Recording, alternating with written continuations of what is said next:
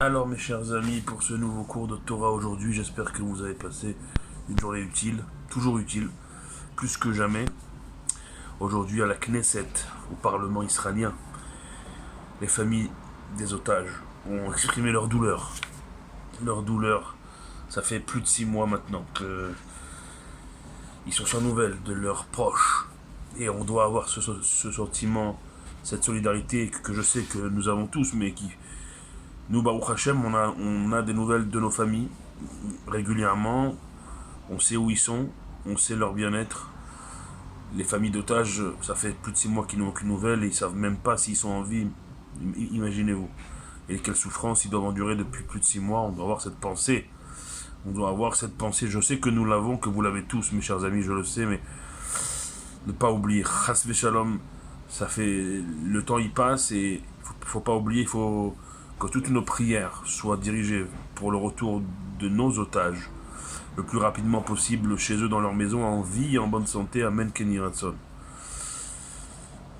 Aujourd'hui, ça a été une journée, on va dire, de hit Osheshut, comme on dit, Baretz. On s'est requinqué.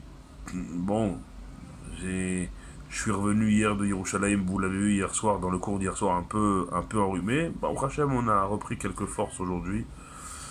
Et ce soir, à la choule à côté de chez ma mère à Ashdod, on m'a demandé de dire quelques mots de Torah entre Mincha et Arvit, le Rav Afalpi chez Lokan, Kevo de Khan, qui n'était pas présent, même s'il n'est pas présent, son honneur, bien sûr, était présent. Marad et Atra, le Rav, le maître des lieux.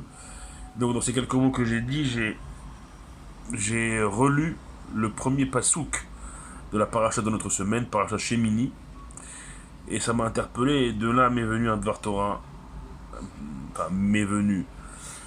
Je me suis rappelé à un enseignement du Orach Chaim Kadosh Rabbeinu Chaim Ben Atar Zecher Tzadik Vekadosh Livracha Zechuto Yagen Alenu Al Kol Am Yisrael Bechol Makom Shem Amen.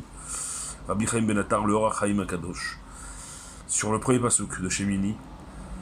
Et ça conditionne finalement également le Shabbat à Chodesh qu'on s'apprête à vivre. On est mercredi soir ce soir, donc après-demain déjà.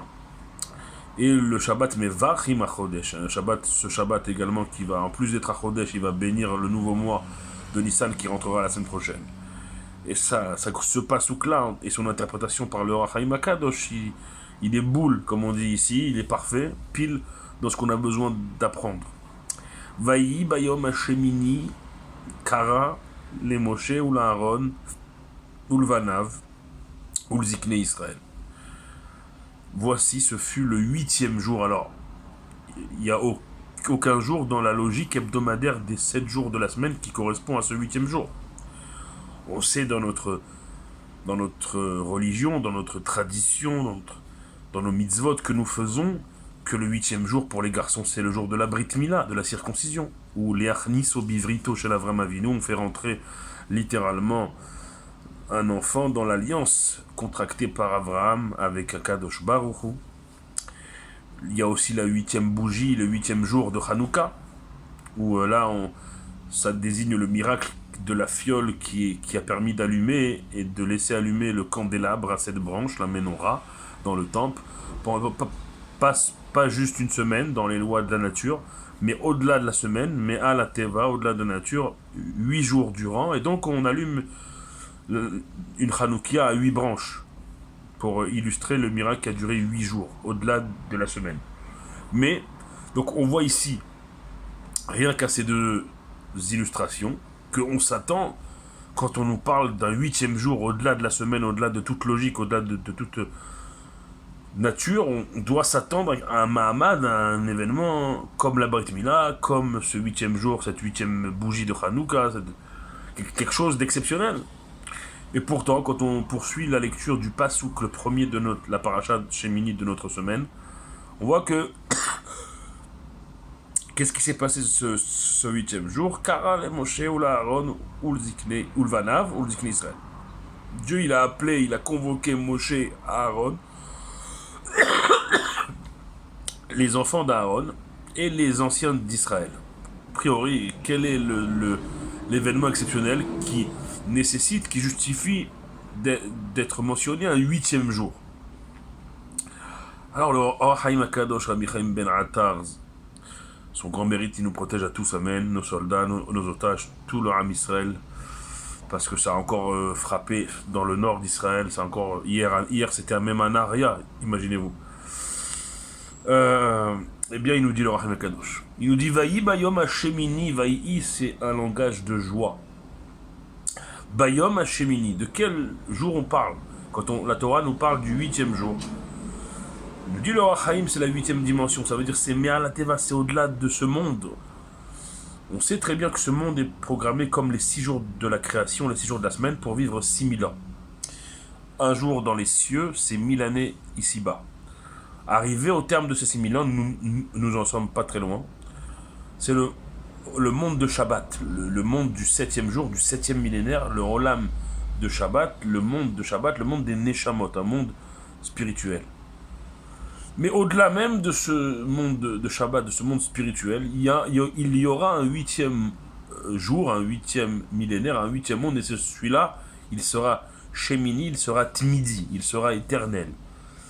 Il sera éternel, il n'aura pas de début, il n'aura pas de fin. Il n'y aura pas de délimitation comme on l'a pour les jours de la semaine, on l'a même pour les jours de Shabbat, ou même si on rajoute une heure par rapport aux jours de la semaine, Shabbat durant 25 heures et pas 24 heures comme la semaine, mais quand même, il y a une fin à Shabbat. Il y a une fin même au jour le plus important de l'année juive, le Yom Kippour. Par contre, pour ce 8e jour, ce 8e millénaire, cette époque incroyable, il n'y aura pas de début, il n'y aura pas de fin. On ne sait pas quand ça va intervenir, on ne sait pas, et ça ne se terminera jamais. Un monde d'éternité.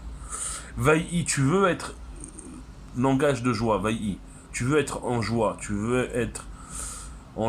et dans cette époque-là.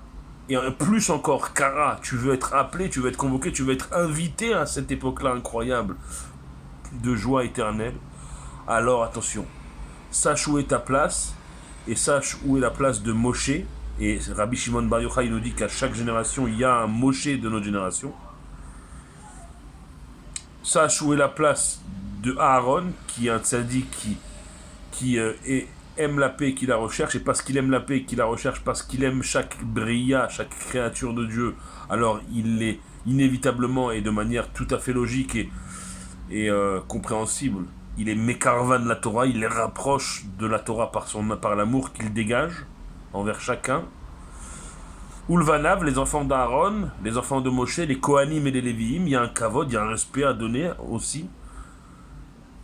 Ulzikne Israël, et en dernier lieu, et peut-être, parce que c'est en dernier, c'est le plus important, peut-être, nous dit le Chaim, parce qu'il y a 2 points.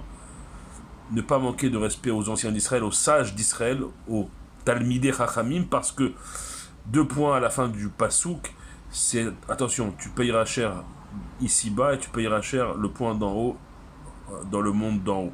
Faire très attention au respect dû aux sages et aux anciens. Ça, et tous ces respects-là, depuis Moshe de la génération, ça veut dire depuis le plus grand tzaddik de la génération. En l'occurrence, à notre génération, on l'a dit, c'est pas moi qui le dis, c'est 150 autorités rabbiniques de toutes tendances confondues du monde entier qui ont reconnu par un psak din, une décision halachique sur le rabbi qu'il est le Moshe de notre génération. C'est affiché au 770, avec les 150 signatures de toutes les autorités rabbiniques du monde entier, toutes tendances confondues. Donc depuis le Moshe de notre génération, depuis le rabbi, en passant par Aaron à Cohen, le Cohen Gadol qui est ce tzaddik ou ces tzaddikim qui ont cette force par l'amour, le Ahavat Israël qui dégage, l'amour du prochain qui dégage, de rapprocher les gens à la Torah. Ulvanav, leurs enfants, Kohanim et Lévi'im, on doit respecter. Ulzikne Israël, les anciens et les sages d'Israël, à respecter 2 fois plus, parce qu'il y a 2 points de la fin du verset qui suivent, c'est-à-dire, attention, tu peux chazve shalom le payer ici-bas et en haut. Si tu respectes tous ces gens-là, et donc, in extenso, tu sais où est ta place par rapport à ces gens-là, et tu bombes pas le torse, tu es au contraire à ta place, à l'écoute et à l'apprentissage de ces personnes-là. Alors, tu seras toi aussi appelé ce 8e jour dans une joie éternelle. Voilà comment le Rahaïm il comprend et il nous enseigne à nous petits ce premier verset de la paracha de notre semaine à méditer. Faites-moi part de vos avis. Enfin, qui nous sommes pour donner notre avis sur un enseignement d'un maître aussi grand que le Rahaim Akadosh Rabbi Chaim Ben Attar, mais peut-être s'enrichir mutuellement de Torah. C'est ça qui sauvera notre peuple, chers amis, de vous bénir. Priez pour nous comme on prie pour vous.